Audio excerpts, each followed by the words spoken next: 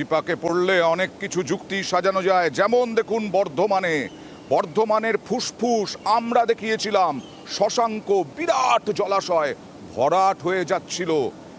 কিভাবে জানেন?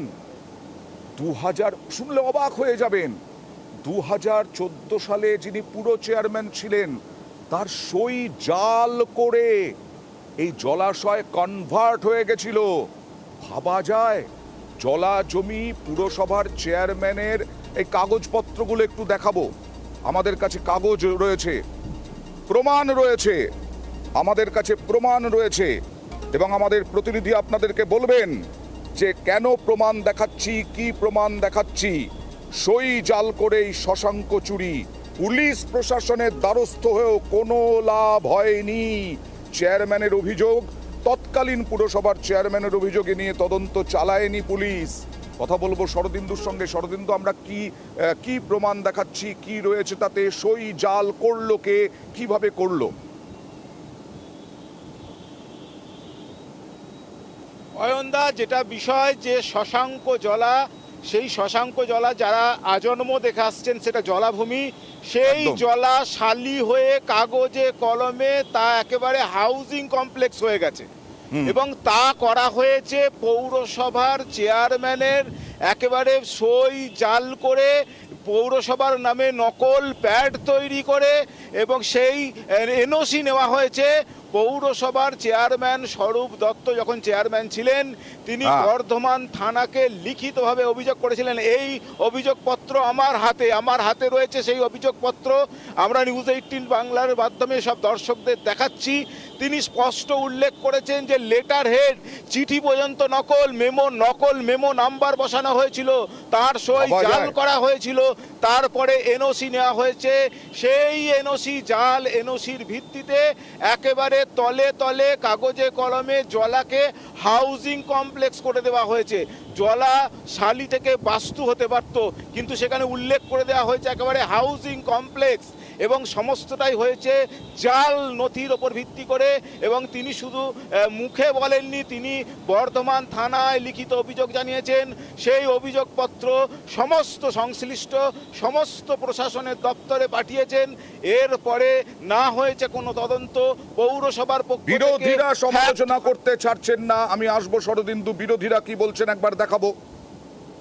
Ex chairman উনি থানায় অভিযোগ করছেন, ডিএমকে জানাচ্ছেন, পুলিশ প্রশাসন সবাই জানে যে ওই জায়গাটা অবৈধভাবে নেওয়ার জন্য তার সইকে নকল করেও স্টেপ নেওয়া হয়েছিল। তো আজকে সেই জায়গাটা হাউজিং কমপ্লেক্স হচ্ছে, মানে এটা অবৈধভাবে হচ্ছে। বড় বড় নেতা মন্ত্রী শাসক দলের হাত ছাড়া, প্রশাসনের মদত ছাড়া এটা কখনোই সম্ভব না। পুলিশের কোনো রিপোর্ট সামনে আসছে না, ফ্যাক্ট ফাইন্ডিং কমিটি তৈরি হয়েছিল তাদের কোনো রিপোর্ট এলো না, অথচ যে সই জাল নিয়ে থানায় অভিযোগ আছে সেই এনওসির ভিত্তিতে কিভাবে এই জমির চরিত্র বদল হলো সেটা আমরা জানতে চাই। এর সঙ্গে রাজ্য স্তরে যে নেতা যুক্ত আছে এবং এই বর্ধমান জেলায় যারা যুক্ত আছে প্রত্যেককে জবাবদিহি করতে হবে ওই এলাকার মানুষের কাছে, এবং যারা এই চক্রের সঙ্গে যুক্ত তাদের প্রত্যেকে যাতে আইনত সাজা পায় সেই ব্যবস্থার জন্য আন্দোলন করবে Bharatiya Janata party. Municipality, BDA, MLA, MP এরা যারা আছেন সব, এরা কি বর্ধমান শহরে গত 12 বছরে কোনো উন্নয়ন করেছে? এরা বর্ধমান শহরে যেটা করছেন অসৎভাবে প্রমোটিং বিজনেসকে চালিয়ে যাচ্ছে। এইভাবে কোনো জলাশয়কে কখনো চরিত্র পরিবর্তন করা যায় না, এটা অত্যন্ত অগণতান্ত্রিক, অনৈতিক। শরদিন্দু, এটা তো বিরাট বড় ডাকাতি, চুরিও নয় ডাকাতি। ফ্যাক্ট ফাইন্ডিং কমিটি গড়া হলো, তারপরে সেটা পড়ে থাকলো, কোনো রিপোর্ট জমা পড়লো না। আর এবার এখনকার পুরসভার চেয়ারম্যান তিনি তো দেখলেন সই জাল করা হয়েছে, পুলিশ প্রশাসনের দ্বারস্থ হয়েছিলেন আগের চেয়ারম্যান, ফ্যাক্ট ফাইন্ডিং কমিটি গঠন হয়েছিল। এবার কি হবে?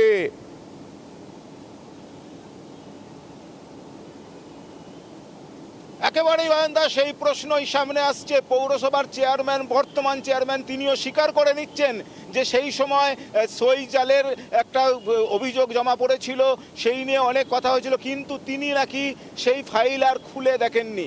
সেই ফ্যাক্ট ফাইন্ডিং কমিটি রিপোর্ট কি জমা পড়লো তা আর কেউ জানে না। সব তাই তো। মিলিয়ে পৌরসভা প্রশাসনের সর্বোচ্চ স্তর পর্যন্ত দেখা যাচ্ছে তারা সকলে এই ঘটনার সঙ্গে যুক্ত। একেবারে সই জাল করে নকল নথি তৈরি করে এনওসি নিয়ে সেই জলাকে কেউ একেবারে ব্যবস্থা বুঝিয়ে নেবেন ফেলা- না। এত কিছু জানার পরেও কেউ ব্যবস্থা নেবেন না। বর্ধমানের ফুসফুসকে এভাবেই একেবারে শেষ হতে দেবেন?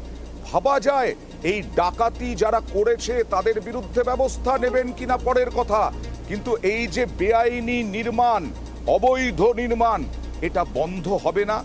আবাসন হয়ে গেল, শশাঙ্ক মরে গেল, এটা মরতে দেবেন আপনারা? চেয়ারম্যান কি বলছেন দেখুন।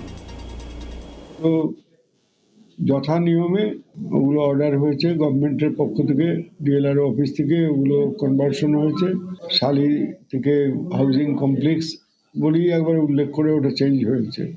এগুলো আমরা দেখে নিয়েছি, হোল্ডিং দেওয়ার আগে ওগুলো সব দেখা হয়েছে। শুধু আমার আগের বোর্ডের যিনি চেয়ারম্যান ছিলেন, শুনেছি সেই সময় নাকি এনওসি বেরিয়েছিল, তারপরে ডায়েরি হয়েছিল, অনেক কথা শোনা যায়। ফাইল টাইল ওগুলো আমি দেখিও নি, পাইও নি। বিবেক